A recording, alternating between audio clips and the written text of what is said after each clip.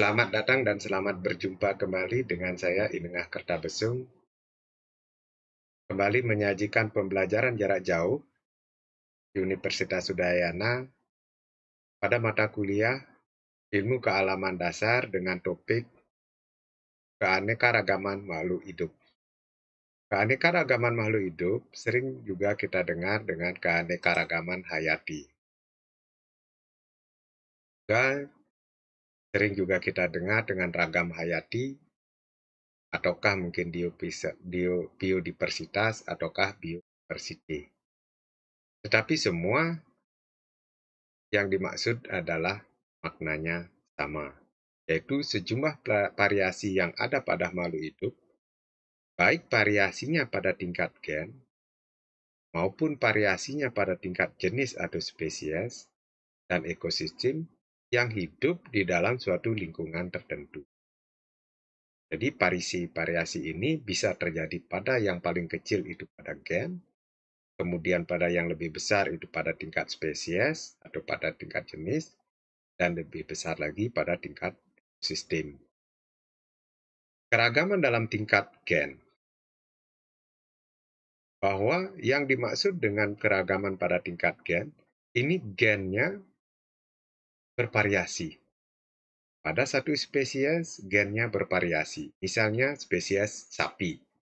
Yang dikenal dengan satu spesies itu adalah Bos taurus. Di dunia ini banyak sekali jenis-jenis sapi.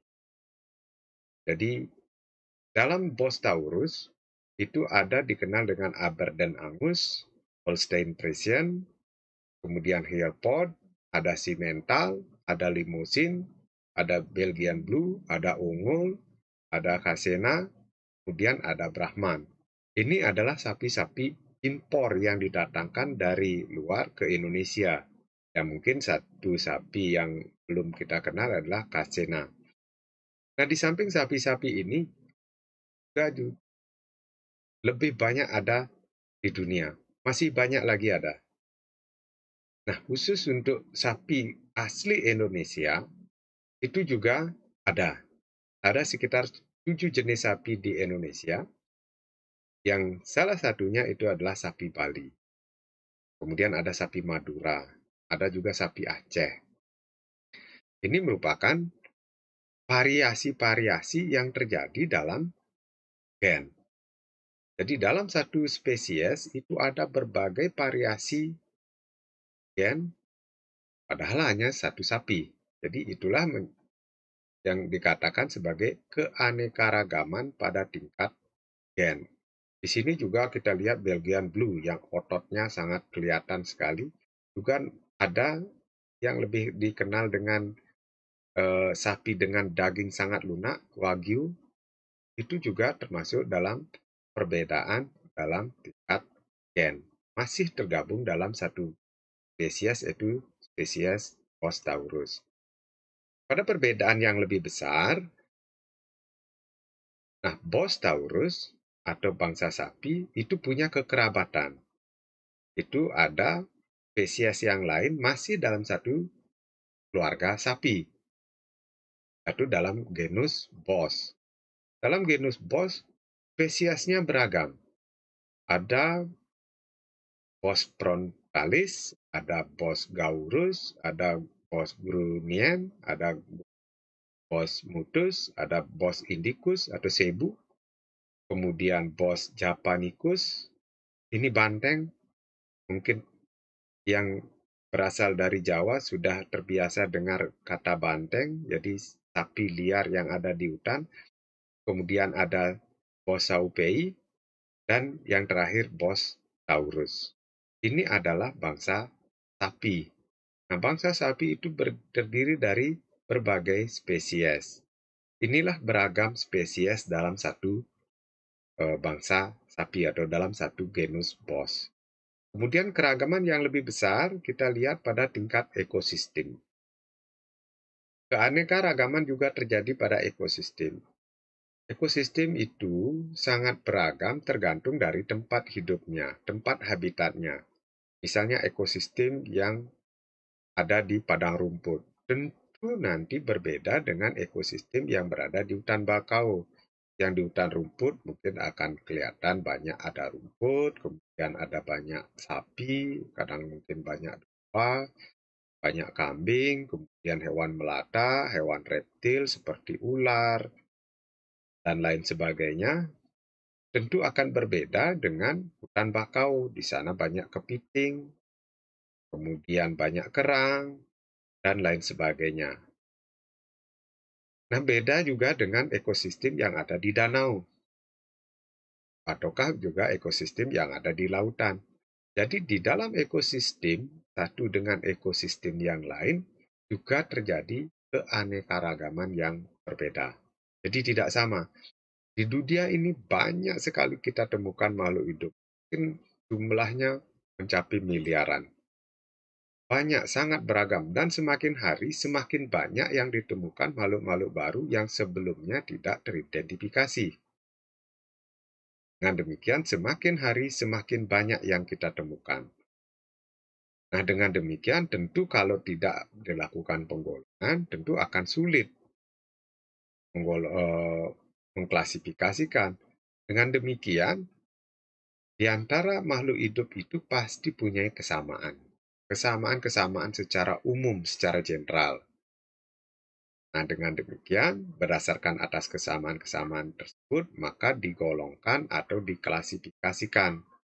Jadi, klasifikasi itu tujuannya untuk mempermudah, itu berdasarkan atas persamaan dan perbedaan pada masing-masing makhluk hidup yang dimiliki. Jadi perbedaan-perbedaan inilah nanti, ataukah persamaan-persamaan ini yang dipakai untuk dasar klasifikasi. Nah, bapaknya klasifikasi yang pertama kali memunculkan klasifikasi itu adalah Carolus Linnaeus. Itu tahun 1707 sampai dengan 1778 beliau hidup. Itu seorang ahli biologi dari Swedia memperkenalkan klasifikasi berdasarkan atas persamaan struktur. Nah, beliau mengusulkan penamaan atau struktur dari klasifikasi. Strukturnya. Jadi, beliau memberikan dua kelompok besar, ataukah kingdom. Yaitu ada kingdom tumbuhan dan ada kingdom hewan. Nah, di dalam tumbuh-tumbuhan ataukah di dalam hewan itu ada persamaan-persamaan dan ada perbedaan-perbedaan yang berbeda sekali dengan yang lain. Dengan demikian, pada tumbuhan itu juga dibedakan lagi dengan yang lebih kecil. Maka dikenal dengan filum. Jadi, kingdom itu beranggotakan filum-filum ataukah divisi. Pada filum itu biasanya dipakai istilah pada hewan, sedangkan divisi itu pada hewan. Jadi, kingdom itu anggotanya filum-filum. Kemudian di bawah filum juga nanti akan ada persamaan dan perbedaan yang ditemukan. Dengan demikian diklasifikasikan lagi menjadi klasifikasi yang lebih kecil dalam bentuk kelas. Nah, di dalam kelas juga ada persamaan dan perbedaan. Maka lagi dikelompokkan ke dalam yang lebih kecil, itu ordo. Di dalam ordo juga ada perbedaan-perbedaan atau keragaman-keragaman berdasarkan atas persamaan dan perbedaan, maka dibagi menjadi famili, genus, sampai dengan spesies. Bahkan di dalam spesies pun itu ada perbedaan, seperti yang tadi itu ada keragaman dalam bentuk gen. Hanya saja nomenklatur ataukah taksonomi ini hanya terbatas sampai kepada spesies atau jenis. Kalaupun ada nanti perbedaan di antara spesies itu biasanya diberi dengan nama subspesies di belakangnya. Atau berdasarkan kadang-kadang di belakang spesies ada huruf singkatan, misalnya L, itu berarti penemunya adalah Linnaeus. Nah, berdasarkan atas klasifikasi, maka untuk memudahkan, itu awalnya itu diusulkan dua kingdom. Itu Aristoteles itu mengusulkan dua kingdom, yaitu kingdom Plantae dan kingdom Animalia. Lantai itu tumbuhan, dan kingdom Animalia itu hewan. Jadi pada dasarnya saat itu diklasifikasikan menjadi dua kerajaan besar. Itu berdasarkan atas adanya sel pada tumbuhan itu mempunyai dinding dan mempunyai klorofil. Sedangkan pada sel hewan tidak berdinding dan tidak mempunyai klorofil. Nah, itu dibedakan. Namun demikian, perkembangan ilmu pengetahuan terus berlanjut karena ada beberapa dari hewan maupun dari tumbuhan yang berbeda. Jadi dimasukkan ke hewan tidak cocok, dimasukkan ke tumbuhan tidak cocok. Karena ada hewan ataukah ada tumbuhan yang memiliki membran inti dan tidak memiliki membran inti. Maka Haeckel pada tahun 1866 itu menambahkan kingdom baru. Jadi makhluk hidup yang belum memiliki membran inti dimasukkan ke dalam kingdom tersendiri yaitu Monera. Dengan demikian ada 3 kingdom, Monera, Plantae, dan Animalia. Kemudian perkembangan ilmu terus berlanjut, maka diusulkan menjadi 4 kingdom. Nah, ada nanti tumbuh-tumbuhan yang tidak cocok dimasukkan ke dalam tumbuhan, seperti misalnya pungi. Pungi itu dia memang memiliki dinding sel, tetapi tidak mempunyai klorofil. Jadi tidak cocok masukkan ke dalam tumbuhan. Maka diusulkanlah menjadi 4 kingdom, yaitu kingdom Monera, kingdom pungi, kingdom Plantae, dan kingdom Animalia. Jadi ada 4 kingdom. Perkembangan ilmu terus berlanjut, maka pada tahun 1969, Robert H. Whittaker itu menambahkan 1 kingdom lagi, yaitu kingdom Protista. Dengan demikian ada 5 kingdom. Kingdom Monera, kingdom Protista, kingdom pungi, kingdom Plantae, dan kingdom Animalia. Itu karena ada makhluk hidup baik yang uniseluler atau sel tunggal maupun sel banyak, yang selnya banyak, itu tidak seperti jamur maupun tumbuhan maupun hewan. Tidak cocok dimasukkan ke dalam 3 itu. Jamur, tumbuhan, dan hewan, apalagi dikelompokkan ke dalam Monera, tidak cocok. Maka dibuatlah kingdom baru yaitu Protista. Nah, kemudian pada tahun 1990 diusulkan lagi oleh Carl Boyce itu menjadi 6 kingdom. Karena ditambahkan, dipecah menjadi 2, yaitu ada kingdom Archaebacteria, kemudian ada kingdom Eubacteria. Itu karena ada bakteri yang mampu hidup di perairan yang bersuhu tinggi dan di lingkungan kadar garam tinggi. Sedangkan sebagian lagi tidak mampu dia hidup pada suhu tinggi dan tidak mampu juga hidup pada kadar garam tinggi. Dengan demikian, golongan bakteri ini dipecah menjadi 2. Jadi, golongan Protista ini dipecah menjadi 2. Maaf, golongan Monera ini dipecah menjadi 2, yaitu Archaebacteria, yaitu bakteri yang mampu hidup di perairan bersuhu tinggi ataukah di lingkungan dengan kadar garam tinggi. Contohnya adalah Methanococcus janasi. Kemudian juga ada kingdom pecahannya yaitu Eubacteria, yaitu bakteri-bakteri yang biasa kita kenal seperti Salmonella, yang penyebab TB, kemudian ada TBC, Mycobacterium TBC, ataukah mungkin Escherichia coli menyebabkan diare. Nah, itu termasuk dalam Eubacteria. Ya, tidak bisa hidup, golongan bakteri yang tidak bisa hidup pada suhu maupun kadar garam yang tinggi.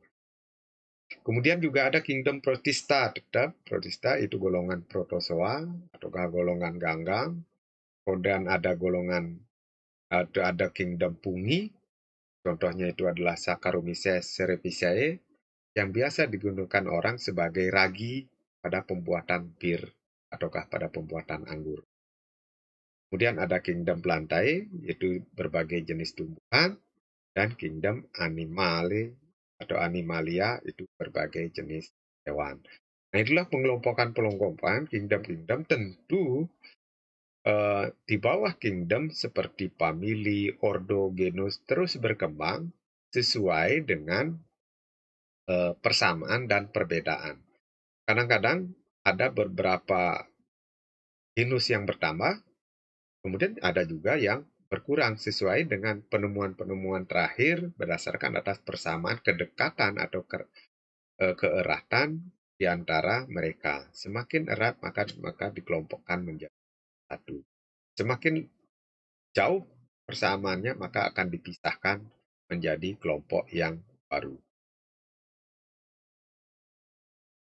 Kenapa penting tentang keanekaragaman hayati ini? Bahwa kita perlu mempelajari ataukah menghayati tentang keanekaragaman hayati. Bahwa kita selalu bersinggungan dengan alam. Kita selalu tergantung dengan alam. Kita selalu menggunakan alam. Bahkan kita hidup dengan alam. Kita tidak bisa hidup tanpa bantuan alam. Padahal di satu pihak, alam itu membutuhkan keseimbangan. Tanpa gangguan dari unsur-unsur dari luar, maka alam akan mencapai keseimbangan. Nah, kalau dia tidak seimbang, maka akan ada gesekan-gesekan. Dan ujung-ujungnya akan terjadi kerusakan ataukah kepunahan pada spesies-spesies tertentu. Kenapa? Karena keanekaragamannya sudah berubah, tentu akan berpengaruh pada kerusakan dan kepunahan dari spesies-spesies tertentu. Nah, salah satu contoh, di sini kita ambilkan contoh pada industri. Ada lumpur Sidoarjo. Dulu keanekaragamannya mungkin di sana sangat berbeda. Di sana dulu ada banyak kumpulan orang-orang, kemudian ada sekolah, ada masjid, ada fasilitas umum lainnya yang ramai. Tapi sekarang seperti ini. Ini karena kita tidak bijak mengelola alam sehingga keseimbangannya terganggu, bukannya yang didapatkan minyak malah lumpur yang keluar. Ini adalah salah satu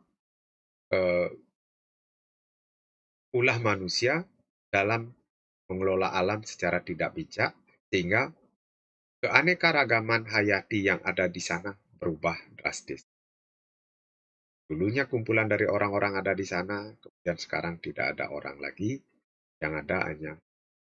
Begitu juga dengan perkembangan-perkembangan dari kebutuhan umat manusia. Itu jalan. Jalan yang membuka lahan-lahan baru, di hutan-hutan baru dibuka, maka akan mengganggu keseimbangan, akan mengganggu keanekaragaman hayati yang ada di tempat tersebut. Begitu juga dengan perambahan-perambahan hutan. Perambahan-perambahan hutan yang sangat marak, sehingga hutan-hutan menjadi habis. Dengan demikian, keanekaragaman hayati yang sebelumnya itu mencapai keseimbangan di sana akan berubah menjadi tidak seimbang. Pada suatu saat sering kita dengar ada gajah masuk kampung, ada macan masuk kampung. Itu karena habitatnya sudah terganggu, keseimbangannya terganggu sehingga menimbulkan dampak yang tidak baik. Begitu juga dengan adanya kebutuhan dari umat manusia akan perumahan. Maka lahan-lahan yang sebelumnya kosong di perkotaan lama-lama menjadi habis. Dibangun perumahan bahkan sampai ke desa-desa. Tentu ini akan mempengaruhi keseimbangan ataukah keanekaragaman hayati. Karena apa? Lahan yang tersedia itu tidak pernah bertambah, tetapi yang membutuhkan lahan itu semakin banyak. Apa yang terjadi akibat dari keanekaragaman itu terganggu? Dampaknya pasti ada. Yang pertama bisa perubahan iklim. Jadi, adanya globalisasi, penggunaan industri, kemudian pengolahan lahan yang meningkat, kemudian transportasi juga memerlukan bahan bakar ataukah memerlukan energi yang berasal dari alam, tentu akan mempengaruhi alam. Begitu juga dengan adanya industri-industri, tentu akan menimbulkan masalah bagi alam. Begitu juga dengan kita menggunakan alat pendingin. Hampir di perkotaan itu banyak orang yang menggunakan air pendingin maupun di mobil-mobil itu menggunakan suhu pendingin. Tentu itu sangat berdampak kepada lingkungan. Nah, fenomena tersebut mengakibatkan terjadinya pemanasan global yang memicu terjadinya perubahan iklim. Jadi penggunaan AC itu akan berpengaruh terhadap lapisan ozon yang ada di atmosfer. Nah, lapisan ozon menipis tentu akan berdampak pada kehidupan di. Kemudian dampak yang berikutnya adalah polusi. Industri yang berkembang pesat tentu akan menghasilkan limbah. Nah, limbah itu akan mencemari lingkungan. Bisa yang tercemar itu air, limbah-limbah dialirkan ke sungai, ataukah ke laut, ataukah ke danau. Tentu akan mempengaruhi habitat yang ada di sana. Habitat terpengaruh, otomatis keberagamannya juga terpengaruh. Begitu juga lingkungan yang tercemar pada tanah juga akan berpengaruh pada tumbuh-tumbuhan yang hidup di tanah tersebut. Begitu juga dengan udara. Udara yang tercemar tentu akan berdampak buruk pada makhluk hidup yang ada di tempat tersebut. Nah, mungkin pada manusia akan menimbulkan polusi udara sehingga menyebabkan batuk. Kemudian kerugian yang lain atau dampak yang lain itu adalah adanya spesies invasif. Jadi kehilangan spesies. Beberapa orang yang mengeksploitasi ataukah membudidayakan spesies pada tempat-tempat yang baru, misalnya di kita itu tidak ada, kemudian kita datangkan spesies baru di tempat kita karena punya keunggulan-keunggulan di tempat tersebut, kita datangkan, maka akan berdampak kepada spesies-spesies lokal yang ada sebelumnya. Dengan demikian, spesies-spesies lokal yang mungkin daya gunanya tidak sebagus spesies import, tentu akan berdampak pada genetik lokal. Lama-lama genetik lokal akan hilang. Jadi sumber genetik yang ada sebelumnya akan eh, lambat laun akan musnah. Itulah dampak-dampak yang terjadi akibat kita tidak bijak mengelola alam ataukah mengelola itu. Itu yang dapat kami sampaikan pada kesempatan ini. Dan yang terakhir, ancaman yang terakhir pada akibat dari pengelolaan alam yang tidak baik adalah adanya penyakit-penyakit yang sebelumnya tidak tampak, atau sebelumnya tidak pernah dengar, atau sebelumnya tidak pernah ada. Beberapa penyakit, ini sebagian penyakit yang saya kemukakan yaitu flu burung. Sebelumnya tidak pernah kita ada mendengar penyakit flu burung pada ayam. Sebelumnya juga tidak pernah kita dengar COVID-19. Hampir seluruh dunia terpengaruh oleh COVID-19. Ini baru muncul 2019. Nah, sebelumnya kemana? Nah, ini akibat pada ulah manusia yang tidak bijak dalam mengelola alam. Mungkin saja beberapa orang masuk hutan, membabat hutan, sehingga yang awalnya itu virus itu hanya berada di lingkungan hutan secara terisolir, maka karena orang masuk hutan, maka virus itu menyerang manusia. Dan manusia itu pulang, maka akan menimbulkan atau menyebarkan ke ke manusia yang lain. Atau kan mungkin juga habitat dari kelelawar, ini COVID-19 kan awalnya di kelelawar, tapi kelelawar tidak menimbulkan sakit, dia hanya membawa saja. Nah, karena habitatnya terganggu, maka kelelawar masuk kota. atau masuk perumahan dan menyebarkan penyakit. Itu juga dengan penyakit yang lain, SARS, HIV AIDS, ataukah mungkin African Swine Fever ini yang menyerang babi, hampir membunuh 100% babi yang ada di tempat peternakan babi. Itu juga kita pernah mendengar CPPD pada jeruk. Awalnya tidak ada, tapi begitu muncul langsung berdampak sangat signifikan terhadap kerugian pada peternak maupun petani. Ini kenapa? Ya karena kemungkinan keanekaragaman dari kehidupan itu terganggu, sehingga alam akan mencari keseimbangan yang baru.